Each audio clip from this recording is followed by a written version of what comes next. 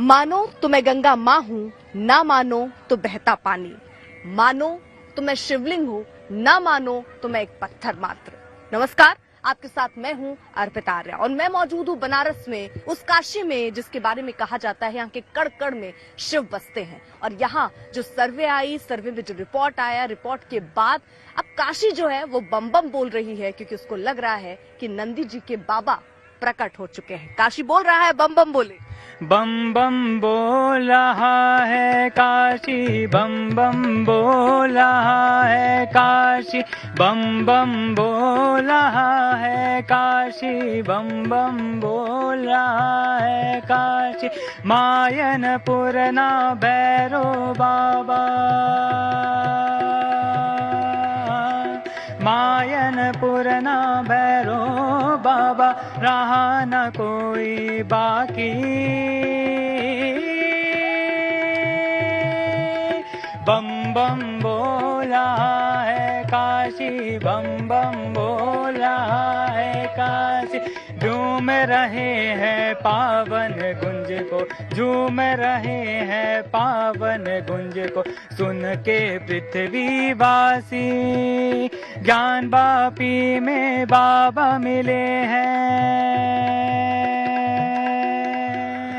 ज्ञान वापी में बाबा मिले हैं, दर्शन अभी है बाकी। ज्ञान वापी में बाबा मिले, महादेव का डमरू बाज, नाचत मगन सन्यासी। बम बम बोला है काशी, बम बम बोला है काशी, बम बम बोला है काशी, बम बम बोला है काशी। बम बम बोल रहा है काशी, क्योंकि जिसको भी ये पता चल रहा है, जो हिंदू पक्ष का दावा था कि वहां से शिवलिंग मिला, उसके बाद से अब जो हिंदू पक्ष है, जो हिंदू लोग हैं, काशी है, वो बम बम बोल रही है। कुछ खास मेहमान हैं हमारे साथ, जरा उनसे आपका तारुफ कराएं। विनय चौधरी साहब हैं, समाज सेवी हैं, वो हमारे साथ इस वक्त मौजूद हैं। राकेश भूषण त्रिपाठी महंत है काशी विश्वनाथ मंदिर के, वो इस वक्त जुड़े हुए हैं। पंडित मोहन शर्मा हैं, ज्योतिषाचार्य हैं, वो हमारे साथ मौजूद हैं। शशिधर इस्सर, जो कि वरिष्ठ काशी पत्रकार हैं, वो हमारे साथ मौजूद हैं।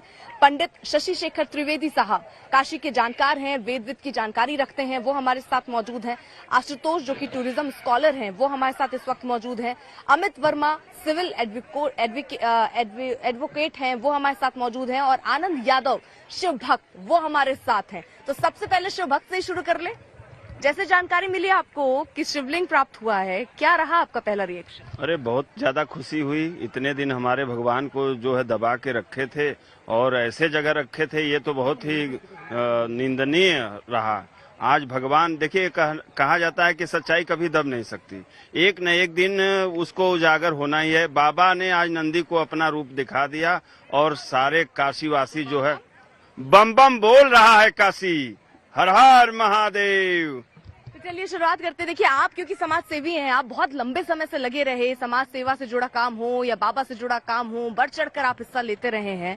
तो जैसे ये जानकारी काशी वासियों को मिली कि बाबा, क्योंकि हिंदू पक्ष कहने लग गया कि वहाँ शिवलिंग मिला, क्या प्रतिक्रिया रही? अर्पिता जी, पहले तो आपको और आपकी टीम को बहुत बहुत धन्यवाद, जो इतनी धूप में और इतनी मेहनत और कड़ी मशक्कत के बाद रिपोर्टिंग कर रहे हैं, इसके लिए बहुत बहुत धन्यवाद।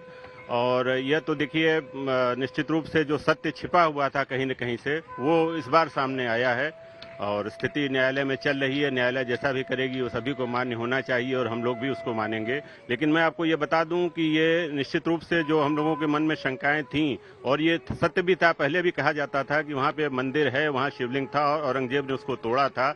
ये वही स्थिति है, औरंगजेब ने इसको डिस्ट्रॉय किया था, तोड़ा था, और उसके बाद वहाँ पर मस्जिद का निर्माण हुआ था और भगवान वहाँ प्रकट हुए हैं और नंदी का भी मुख उधर ही है। लगता है कि अब कुछ शुभ लक्षण मिल रहे हैं। महंत साहब, क्योंकि महंत तो कहते हैं बाबा के दर्शनों के लिए आँख जो है वो लंबे समय से तरस रही है, क्या आप लोगों को भी ऐसी कुछ संभावनाएं दिख रही थी कि वहां पर ही हो सकता है शिवलिंग, जैसा दावा हिंदू पक्ष कर रहा है? संभावना नहीं, हमको पूर्ण विश्वास है, क्योंकि हम लोगों का तो बचपन ही वहीं पर गुजरा है। उसी प्रांगण में हम लोग बाबा के गोद में खेलकर ही बड़े हुए हैं। तो इसमें किंचित मात्र भी संदेह नहीं है कि वो उस समय कालखंड में औरंगजेब के शासन काल में उसको तोड़ा गया और वो रूप आज भी दिखता है, इसमें कहीं कोई संदेह नहीं है। हाँ, और ये एक जांच का विषय था जो कि लंबी लड़ाई के बाद ये जांच में भी पाया गया है कि वहाँ पर वो शिवलिंग है।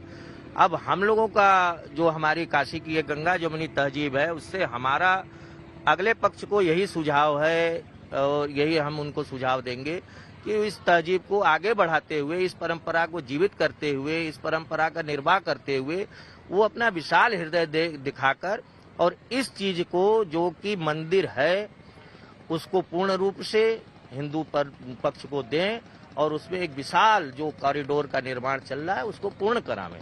यही हमारा सुझाव है। बिल्कुल हिंदू पक्ष को उस मंदिर को देना चाहिए। उसकी सारी दीवारें इस चीज को गवाह करती हैं कि वो निश्चित रूप से ही पहले मंदिर था और औरंगजेब ने उस मंदिर को तोड़ा और उस जगह पर ऊपर बस एक गुम्बज के रूप में उस मस्जिद को बना दिया और वहाँ पर शिवलिंग के अलावा श्रृंगार गौरी देवी का भी मंदिर पहले से ही मौजूद रहा है। उस पहले लोग वहाँ दर्शन करने जाते थे, मैं छोटा था। उस चीज के लिए कई बार विरोध भी बहुत हुआ। विरोध से मुस्लिम पक्ष हमेशा ये कहते रहा कि हम वहाँ पर नहीं जाने देंगे और श्रृंगार गौरी काशी ने ऐसे विवाद को बहुत बढ़ता हुआ देखा, बहुत बढ़ते हुए भी देखा है। कई बार जो है कि पुलिस आई है, लोगों को लेके गई है वहाँ से, उस जगह से, और ये विवाद का विषय बहुत पहले से रहा है क्योंकि वो दीवारें साक्ष्य हैं, वो जगह साक्ष्य है कि वहाँ पर मंदिर ही था क्योंकि आसपास सारी जगह हिंदू देवी देवताओं की मूर्तियां, कलाकृति और नंदी। अगर गुड़ है तो मिठास होना स्वाभाविक है, अगर नंदी वहाँ पर है तो शिवलिंग का होना स्वाभाविक बात है। अगर नंदी है तो शिव भी होंगे ही होंगे, अगर वो नंदी खड़ा है तो क्या लगता है वहाँ शिव नहीं होंगे? ऐसा होना हिंदू शास्त्रों के हिसाब से बिल्कुल गलत है। अगर वो उतना बड़ा नंदी है तो निश्चित रूप से वहाँ भगवान शिव ही हैं और उनका मिलना इस काशी के लिए बहुत सौभाग्य की बात है। जो अभी माहौल दिख रहे हैं क्योंकि बहुत आरोप भी लग रहे हैं, कहा जा रहा है कि बीजेपी के ऊपर आरोप की माहौल खराब करने की कोशिश हो रही है, हिंदू मुस्लिम करके जो मुद्दे हैं उनसे भटकाने की कोशिश हो रही है। ये कितना जरूरी मुद्दा काशी वासियों के लिए था? क्या वाकई मुद्दा भटकाने की कोशिश हो रही है? क्या वाकई हिंदू मुस्लिम करने की जरूरत हो रही है या वाकई काशीवासी चाहते थे कि इस पर कोई निर्णायक फैसला आए? मैं सबसे पहले तो धन्यवाद दूंगा यहाँ की बनारस की जनता को। इतने तर्क वितर्क सुतर्क हो रहे हैं पर हम यहाँ जो कहा जाता है गंगा जमुनी तहजीब, उस परंपरा का निर्वाह करते हुए सर्वत्र शांति है। और आदिकाल से कहा जाता है कि पंच परमेश्वर होते हैं। ये मामला न्यायाधीशों के सर्वोच्च न्यायालय के समक्ष है तो प्रतीक्षा करनी चाहिए। जहाँ तक विवाद की बात है तो 28 अप्रैल 1669 को औरंगजेब ने फतवा आलमगिरी जारी किया था जिसमें सभी मंदिरों को तोड़ने की बात कही गई थी। और ये एशियाटिक लाइब्रेरी कोलकाता में ये सुरक्षित है। पांडुलिपि, ये पांडुलिपि है जो एशियाटिक लाइब्रेरी कोलकाता में सुरक्षित है। इसमें यही है फतवा आलमगिरी जिसमें यही फरमान था औरंगजेब का, जारी किया गया था 28 अप्रैल को। ये फतवा दिखा रहे हैं जिसके तहत ये कह रहे हैं कि मंदिर जो थे उनको तोड़ने की बात कही गई और उसके बाद ही बहुत सारे मंदिर जो हैं सर, फतवा आलमगिरी इसका नाम है। आशुतोष हमारे साथ हैं। आशुतोष, आप कुछ दिखा रहे थे, वो भी एक प्रमाण के तौर पर आप बता रहे थे, क्या है वो? जी, मैं बता दूं कि जेम्स प्रिंसेप नामक एक अंग्रेजी शासक थे जो कि बनारस में आए और बनारस के ही होके बस के रह गए और बनारस के उन्हें कार्टोग्राफर कहा जाता है कि पहला नक्शा बनारस का, पक्के महल का और पुराने तालाबों का, कुंडों का, उन्होंने बहुत सारे मानचित्र बनाए और बहुत सारे उन्होंने चित्रों का भी वर्णन किया है जिसमें उन्होंने अपने खुद इंडिपेंडेंट ओपिनियन में लिखा है, जो उनका इंडिपेंडेंट स्टडी थी, जिसमें उन्होंने लिखा है कि ये मस्जिद बनाया गया था मंदिर को डिमोलिश करके। और आप ये देख लें कि यही स्थिति है आज ज्ञानवापी पे, जो पिछली दीवार है, जो पृष्ठ भूमि है, तो एक जैसी अभी दिखती है वैसी ही चित्रित की। हाँ, ये वैसे ही चित्रित की हुई है और ये उस समय का मैप है और ये अनडिस्प्यूटेड है। इसमें ये तो तीसरा पक्ष है और ये जो भी लिखे हैं बनारस के ऊपर काफी ये रिकॉर्ड के रूप में लिया जाता है। और इसमें ये गुम्बद अभी वही वाला गुम्बद है जो इन्होंने लिखा है कि, मैं अगर इंग्लिश में आप अलाउ करें, कि that the Muslims in their zeal for the triumph of their own religion discovered a method of converting the original structure into a capacious masjid without destroying above one half of its wall, so that not only the ground plan but the entire architectural elevation may still be traced out.